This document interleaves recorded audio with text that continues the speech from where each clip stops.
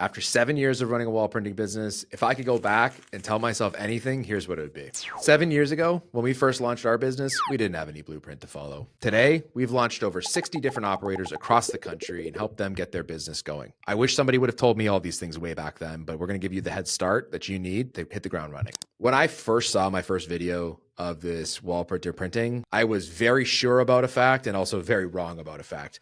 I thought for sure when people saw the machine in action, they would like fall in love with it and it would jump like right to sales, and like basically everybody would get it, right? As soon as they saw it, they would get it. But like what is interesting, and one of the main things that we learned from when we started to where we are today, is like the technology complements the sale. The sale is actually about the application itself. And if there's anything that we've learned teaching 60 operators across the country, there's a common theme. That one pops up a lot. Myself, my business partner, we're engineers, we're tech minded. So technology for us is the draw.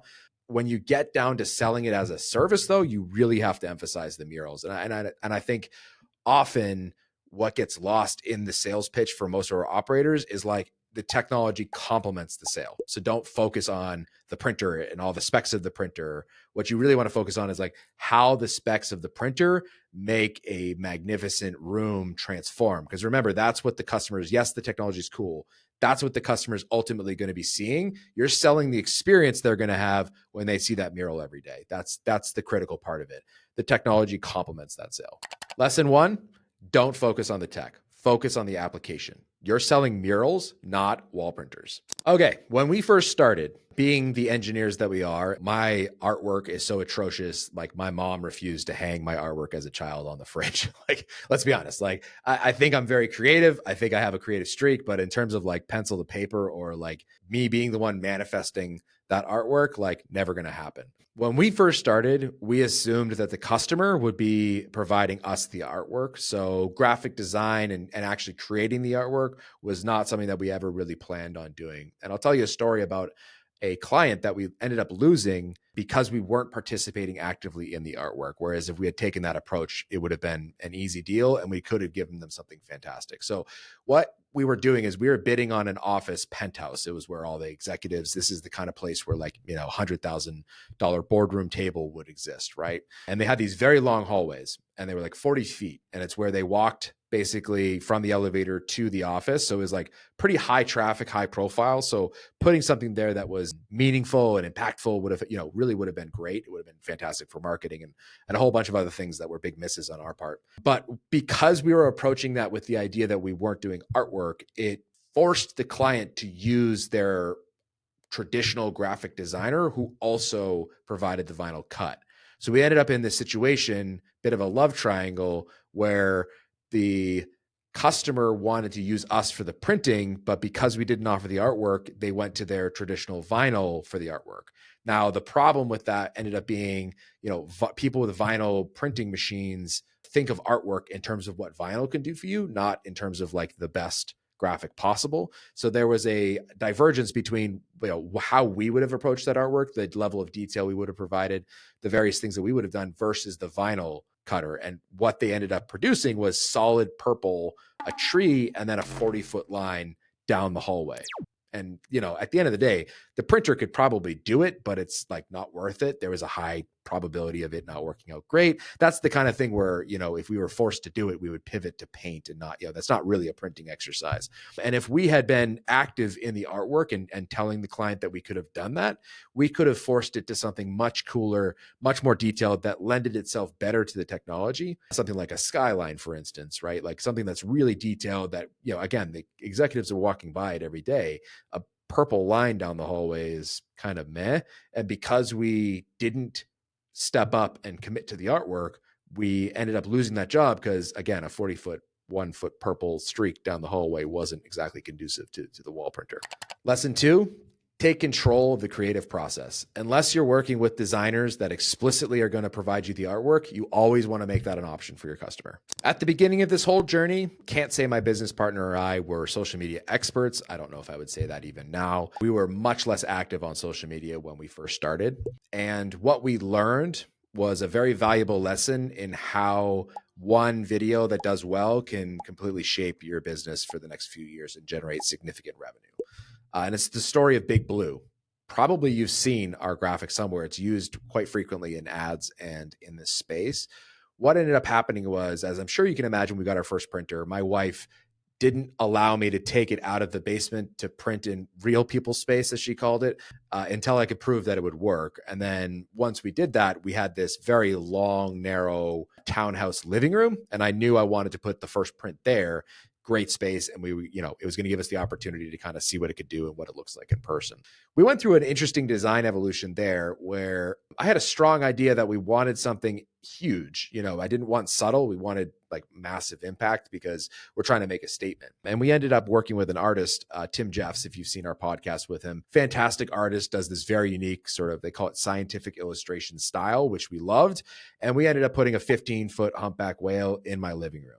What we didn't know at the time was some simple, basic time-lapse surrounding content about it would go on our social media. That would go on to drive 5 figures of our business in the years to come. It was so easy for people to relate to a big whale getting printed, translating to the services that we offered. And it's a super valuable lesson that even if you don't know what you're doing, it's not in your wheelhouse.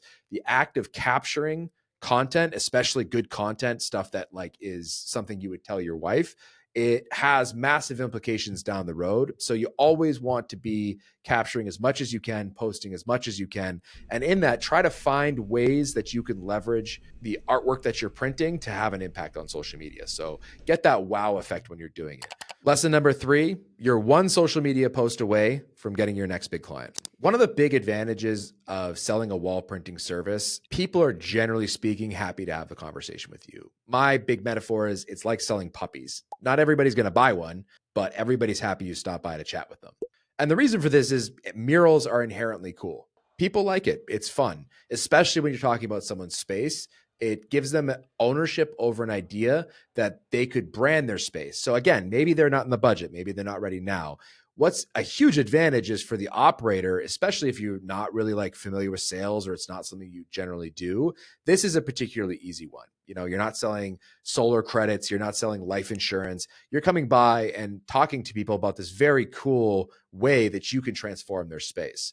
If you're having any hesitation about the sales and you're thinking through what your business is going to look like from a sales point of view, getting out there and trying the sale should come naturally and be very easy because most people are open to the sales pitch of how they could brand their space. Lesson number 4, people want to hear what you're selling. Murals are great. They're very friendly. People like them. When we first started bringing this printer to job sites and started using it out in the wild, it was easy to overthink things. And I think what has to happen inevitably, and take my word for it or go try it yourself, you inevitably are going to fail. It's going to happen. You're going to lose power. It might not have anything to do with something you did. Something just may happen and the customer wants to change their mind where you have to make a pivot and you have to restart. What you'll realize once that happens is it's not as bad as it sounds. Almost everyone sort of in sales and in this process is going to not necessarily just measure what you do, but more importantly, measure what you do about it. If something were to occur, you need to restart. So long as you maintain a positive attitude, a can-do attitude, hey, no problem. I'm going to take care of this right now and we'll be done by tomorrow. That kind of attitude is going to go a long way. And what you'll realize is mistakes happen, stuff happens on site. It's a bit of a performance. You can't get too caught up in that and let it stop you from pushing out there and getting more business. Count on it and have a plan for what's going to happen if it does, and make sure you keep a positive demeanor throughout the whole process. And it's an opportunity for the customer to see that you are trustworthy. Like they don't have to worry. You very likely will form a stronger relationship if you mess up and then make it right, because people know they can count on you. Lesson 5, it's not what happens, it's what you do about it. Make sure you take care of your customer and be someone they can count on, and they will come back for more business. One thing you're going to have to learn in this sales process is you have to take advantage of every opportunity you've got to make the pitch and build out your pipeline. And I can't emphasize that enough, that a pipeline is something that is hungry. It constantly needs to be fed because you don't know when things are going to close. And the healthier your pipeline is overall, over a longer range of time, the easier it's going to be to hit those minimum thresholds of revenue that you're trying to achieve. I'll give you an example. In 2020, right before the pandemic hit, we were working with a design firm on a competition. And it was one of those instances where we went above and beyond because, we wanted to work with them. We wanted to show them what was there, what could happen. And then, COVID hit, we had this whole shutdown of our market and our space. All the meetings we had were canceled. We kept at it. We persevered. We kept the machine going. We continued doing what we were doing. Not 2 years later, we, from the same design firm of which we had very little contact, they had very little work for us, closed a deal that ended up being a major 5-figure revenue builder for us. 2 years later, they had remembered the pitch that we had given them. They had been seeing us on social media. We had been touching base. We had left a impact on them that we ended up closing that deal. It was a huge job for us, which was fantastic, to get the revenue going and get a major project under our belt. Key here is make sure you're always taking the opportunity to pitch to people and not to worry if it doesn't pan out right away. Continue to foster everything in that pipeline with as much information, as much contact as you can get it to stay top of mind, because you never know when those big deals are going to close. Lesson 6, you never know when you're going to make an impact. So take every opportunity you can to make your pitch. So we were looking for a way to get this technology into a school, and we ended up tapping our family and friends network. The problem was they didn't really have a budget for us. Schools can be not exactly flush with cash. So we ended up doing a free print for them. And it was a simple little thing that was very public. People saw that we had done it, and it was an easy talking piece. From that small job that we did for somebody that we knew, we snowballed it into 30 schools, 5 districts, and became a major contract for us. So free printing can be extremely valuable if it's leveraged in the right way. Lesson 7, for the right people at the right time, free can be the most valuable printing that you do. When you're first getting started, being strategic about free prints can generate massive revenue down the line for you. When we were first starting out trying to get our first sales, the front end of the sales process was always full of excitement. People wanted to jump on it. They thought it was very cool.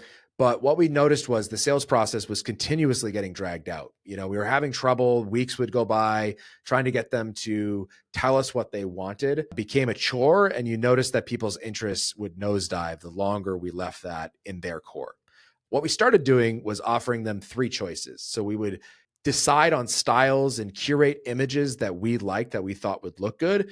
We would offer them these choices, and we would have them pick their favorite. What we ended up finding was that's a much simpler exercise for people than trying to explain what it is they're looking for, getting their vision out of their head. Giving them a basis on which they can start is super valuable for closing a deal. Lesson 8, creativity loves constraints. If you offer to print anything, you end up printing nothing. When we were first pitching this technology to various clients, what we found was there was a consistent comparison to the lowest cost option. So how does this compare to vinyl? How is it going to install differently than the vinyl? It was always a comparison basis that we got.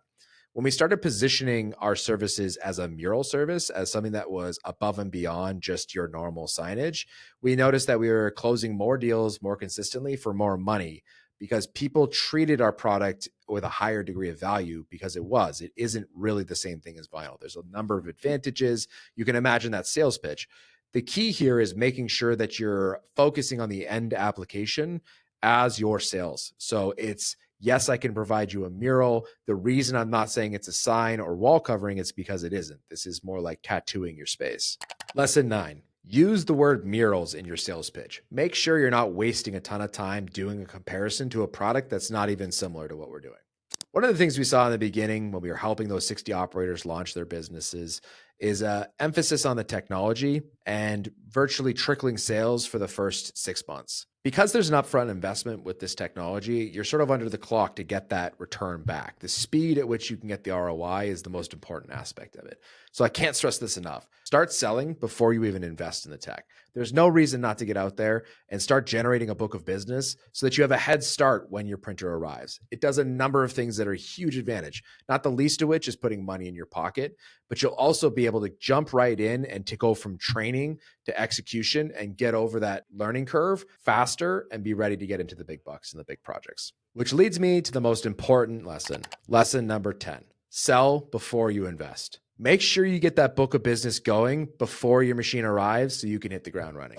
If you're interested in learning more about wall printing, be sure to hit that subscribe button. We have plenty of videos and resources available that are going to help you kickstart your wall printing business today.